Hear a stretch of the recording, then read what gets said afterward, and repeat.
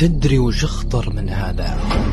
لص بلغ عدد ضحاياه أكثر من 350 مليون إنسان حول العالم، ما يفرق بين صغير وكبير، رجل وامرأة. هدفه أكبر من المال، هدفه انتزاع السعادة والمتعة من الإنسان وإفقاده تركيزه وعزله اجتماعيا، وقد يؤدي في مراحل متقدمة إلى الانتحار.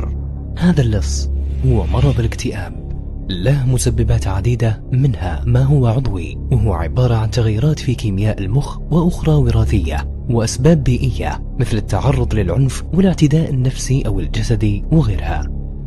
ومهم أننا نفرق بين الاكتئاب وبين الشعور المؤقت بالحزن والإحباط أو القلق، واللي يتحسن فيها المزاج بعد فترة قصيرة. فالاكتئاب مرض كأي مرض عضوي يمكن علاجه والشفاء منه بإذن الله، إما عن طريق الأدوية أو الجلسات النفسية أو كليهما، ويعتمد هذا على نوع الاكتئاب. وعلى الرغم من كون علاجات الاكتئاب فعالة ومعروفة، إلا أن 10% فقط من المصابين هم اللي يتلقون العلاج لأسباب عديدة، من أهمها نظرة المجتمع للعيادات النفسية، مع أنها لا تختلف مراجعة الطبيب النفسي عن مراجعة أي طبيب آخر.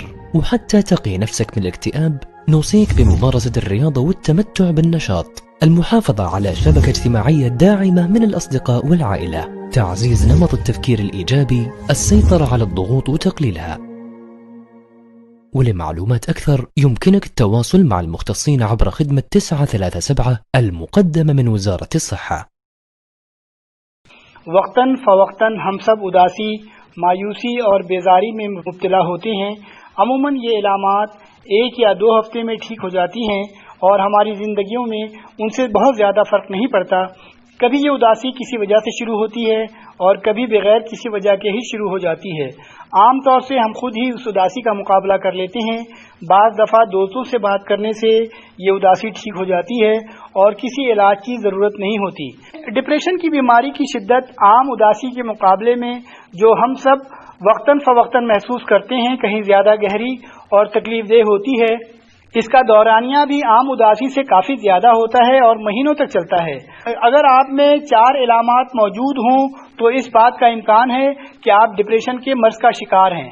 نمبر 1، ہر وقت یا زیادہ تر وقت اداس اور افسردہ رہنا، جن چیزوں اور کاموں میں پہلے دلچسپی ہو ان میں دل نہ لگنا، کسی چیز میں مزہ نہ آنا، جسمانی یا ذہنی کمزوری محسوس کرنا، بہت زیادہ تھکا تھکا محسوس کرنا، روزمرہ کے کاموں یا باتوں پر توجہ نہ دے پانا، اپنے آپ کو اوروں سے کمتر سمجھنا، خود اعتمادی کم ہو جانا، ماضی کی چھوٹی چھوٹی باتوں کے لیے اپنے آپ کو الزام دیتے رہنا، اپنے آپ کو فضول اور ناکارہ سمجھنا، مستقبل سے مایوس ہو جانا، خودکشی کے خیالات آنا یا خودکشی کی کوشش کرنا، نیند خراب ہو جانا، بھوک خراب ہو جانا۔ بعض لوگوں میں ڈپریشن کی کوئی خاص وجہ بھی ہو سکتی ہے اور نہیں بھی۔ بہت سے لوگوں کو جو اداس رہتے ہیں اور ڈپریشن کا شکار ہوتے ہیں، اپنی اداسی کی کوئی وجہ سمجھ نہیں آتی۔ اس کے باوجود ان کا ڈپریشن بعض دفعہ اتنا شدید ہو جاتا ہے کہ انہیں مدد اور علاج کی ضرورت ہوتی ہے۔ بعض تکلیف دہ واقعات، مثلا کسی قریبی عزیز کا انتقال، طلاق یا نوکری ختم ہو جانے کے بعد کچھ عرصے اداس رہنا عام سی بات ہے۔ اگلے کچھ ہفتوں تک ہم لوگ اس کے بارے میں سوچتے رہتے ہیں اور باتیں کرتے رہتے ہیں، پھر کچھ عرصے بعد ہم اس حقیقت کو تسلیم کر لیتے ہیں اور اپنی روزمرہ کی زندگی میں واپس آ جاتے ہیں۔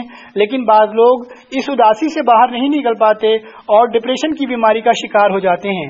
اگر ہم تنہا ہوں، ہمارے آس پاس کوئی دوست نہ ہو، ہم ذہنی دباؤ کا شکار ہوں یا ہم بہت زیادہ جسمانی تھکن کا شکار ہوں، ان صورتوں میں ڈپریشن کی بیماری پیدا ہونے کا خطرہ بڑھ جاتا ہے۔ یہ بیماری ایسی بھی ہو سکتی ہے جو زندگی کے لیے خطرناک ہو، مثلا کینسر یا دل کی بیماریاں، یا ایسی بھی ہو سکتی ہیں جو بہت لمبے عرصے چلنے والی اور تکلیف دہ ہوں، مثلا جوڑوں کی تکلیف یا سانس کی بیماریاں۔ نوجوان لوگوں میں وائرل انفیکشن، مثلا فلو کے بعد ڈپریشن ہونے کا امکان بڑھ جاتا ہے۔ ڈپریشن کسی کو کسی بھی وقت ہو سکتا ہے، لیکن بعض لوگوں کو ڈپریشن ہونے کا خطرہ اور لوگوں سے زیادہ ہوتا ہے۔ اس کی وجہ ہماری شخصیت بھی ہو سکتی ہے اور بچپن کے حالات و تجربات بھی۔ خواتین میں ڈپریشن ہونے کا امکان مرد حضرات سے زیادہ ہوتا ہے۔ ڈپریشن کی بیماری بعض خاندانوں میں زیادہ ہوتی ہے. مثال کے طور پر اگر آپ کے والدین میں سے کسی ایک کو ڈپریشن کی بیماری ہے تو آپ کو ڈپریشن ہونے کا خطرہ ہے اور لوگوں کے مقابلے میں 8 گنا زیادہ ہے. جن لوگوں کو شدید ڈپریشن ہوتا ہے ان میں سے تقریباً 10% لوگوں کو ایسے تیزی کے دورے بھی ہوتے ہیں جب وہ بغیر کسی وجہ کے بہت زیادہ خوش رہتے ہیں اور نارمل سے زیادہ کام کر رہے ہوتے ہیں. اس تیزی کے دوران کومینیا اور اس بیماری کو بائی پولر ڈس آرڈر بھی کہتے ہیں.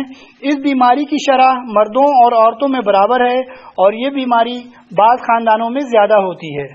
جس طرح سے ڈائبٹیز ایک بیماری ہے اور بلڈ پریشر کا بڑھ جانا ایک بیماری ہے، اسی طرح سے ڈپریشن بھی ایک بیماری ہے. یہ بیماری کسی بھی انسان کو ہو سکتی ہے، چاہے وہ اندر سے کتنا ہی مضبوط کیوں نہ ہو.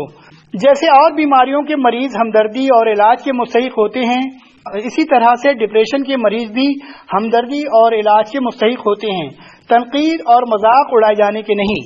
ڈپریشن کے حالات میں آپ اپنی جذباتی کیفیت کو راز نہ رکھیں. اگر آپ نے کوئی بری خبر سنی ہو تو اسے کسی قریبی شخص سے شیئر کر لیں اور انہیں یہ بھی بتائیں کہ آپ اندر سے کیسا محسوس کر رہے ہیں.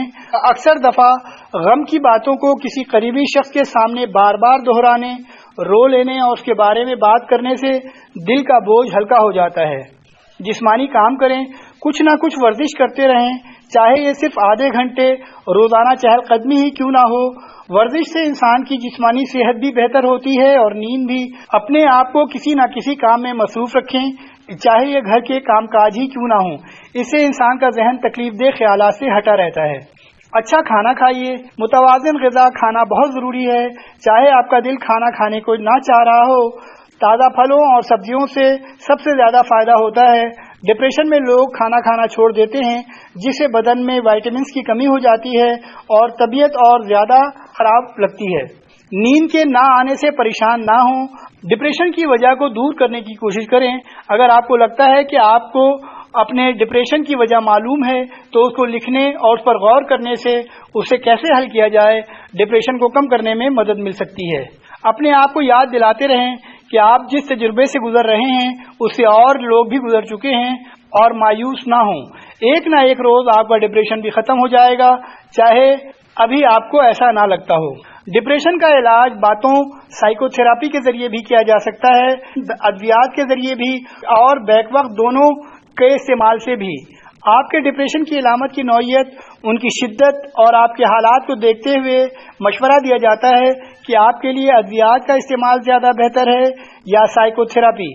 ہلکے اور درمیانے درجے کے ڈپریشن میں سائیکو تھراپی کے استعمال سے طبیعت ٹھیک ہو سکتی ہے، لیکن اگر ڈپریشن زیادہ شدید ہو تو دوا لینا بہت ضروری ہے. ڈپریشن میں اکثر لوگوں کو اپنے احساسات کسی بااعتماد شخص کے ساتھ شیئر کرنے سے طبیعت بہتر محسوس ہوتی ہے.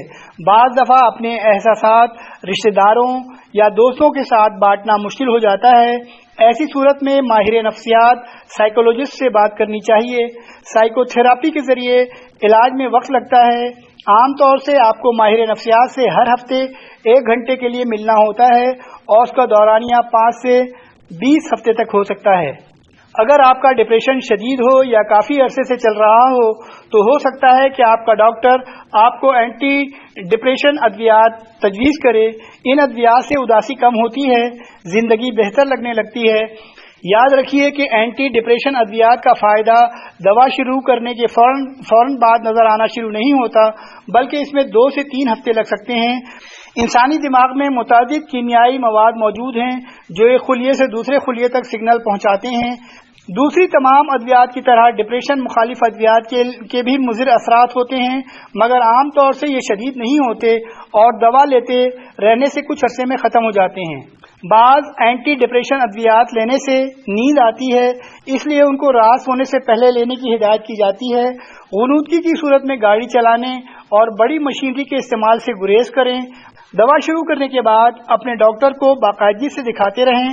اینٹی ڈپریشن ادویات طبیعت صحیح ہو جانے کے بعد بھی کم از کم مزید 6 مہینے تک جاری رکھنی پڑتی ہیں، ورنہ بیماری کی علامات واپس آنے کا خطرہ ہوتا ہے. اینٹی ڈپریشن ادویات آہستہ آہستہ بند کی جاتی ہیں. اپنے ڈاکٹر کے مشورے کے بغیر خود سے اچانک دوا بند نہ کریں. ڈپریشن کے بہت سارے مریض اپنی فیملی ڈاکٹر کے علاج سے ہی ٹھیک ہو جاتے ہیں. اگر آپ کی طبیعت اس سے صحیح نہ ہو سکتا ہے کہ آپ کو ماہر نفسیات سائیکٹرسٹ کو دکھانے کی ضرورت پڑے. سائیکٹرسٹ ڈاکٹر ہوتے ہیں اور اس کے بعد انہوں نے نفسیاتی امراض کے علاج میں مزید تربیت حاصل کی ہوتی ہے. اچھی خبر یہ ہے کہ ڈپریشن کے 80% مریض علاج نہ کروانے کے باوجود بھی ٹھیک ہو جاتے ہیں، لیکن اس میں سے 4-6 مہینے یا اس سے بھی زیادہ اثر لگ سکتا ہے. آپ سوچیں گے کہ پھر علاج کرانے کی کیا ضرورت ہے؟ وجہ یہ ہے کہ باقی 20% مریض بغیر علاج کے اگلے 2 سال تک ڈپریشن میں مبتلا رہیں گے، اور پہلے سے یہ بتانا ممکن نہیں ہوتا کہ کون ٹھیک ہو جائے گا اور کون ٹھیک نہیں ہوگا. اس کے علاوہ اگر علاج سے چند ہفتوں میں طبیعت بہتر ہو سکتی ہے تو انسان کئی مہینوں تک اتنی شدید تکلیف کیوں برداشت کرتا رہے؟ کچھ لوگوں کا ڈپریشن اتنا شدید ہو جاتا ہے کہ وہ خودکشی کر لیتے ہیں. آپ کے ڈپریشن نے آپ کے کام، دلچسپیوں اور رشتہ داروں اور دوستوں سے تعلقات کو متاثر کرنا شروع کر دیا ہے، یا آپ کو اس طرح کے خیالات آنے لگے ہیں کہ آپ کے زندہ رہنے کا کوئی فائدہ نہیں، دوسرے لوگوں کے حق میں یہی بہتر ہے کہ آپ مر جائیں، تو آپ کو فوراً اپنا علاج کروانے کے لیے اپنے ڈاکٹر یا سائیکیٹرسٹ سے رجوع کرنا چاہیے.